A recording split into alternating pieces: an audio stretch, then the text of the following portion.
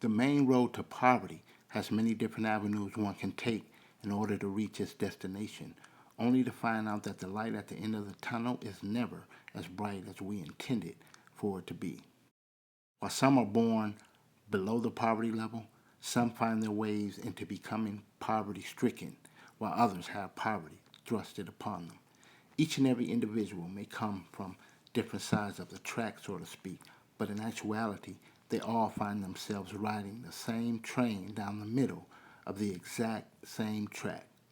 Meanwhile, as each and every person has a unique way of arriving at their destination of being poor, each and every one has a different story to tell of how they got there and what they plan to do to get out of the situation for those who want out. Here is my story. I was born in Detroit, Michigan in 1960. My family and I moved to the West Coast when I was only 2 years of age. Things were okay. We lived in a three-bedroom house in a quiet suburban area in Los Angeles called Altadena. But in 1968, things had taken a dramatic turn when my parents separated, which left my mom, my two sisters, along with myself having to return to the Motor City. As a teen, I soon after joined a neighborhood gang, started gambling heavily, dropped out of school, became addicted to crack cocaine, and took on a life of a single parent, while my daughter and I traveled the country in the pursuit of happiness. I will be the very first to admit that what I took my young daughter through at the time was pure hell. Some of the things that she witnessed and was exposed to at a very young age was something that no child should have ever had to experience within a lifetime. But through it all, it was a learning experience for the both of us that was taken very seriously.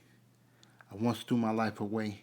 God went into the garbage, found it, threw it back to me and said, "Here, now deal with it."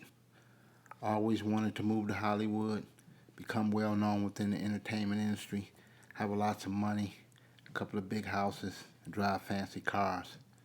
But at this point, I'm not exactly where I want to be, but I'm also a far cry from where I used to be as well. But what I can tell you is, what God has allowed for me to do is to make it out and to be able to come back and to raise the awareness of homelessness and the social impact issues that are taking place within our communities, and also to let you know that there are tens of thousands of Eric Protein Mosleys out there that are just waiting to be discovered.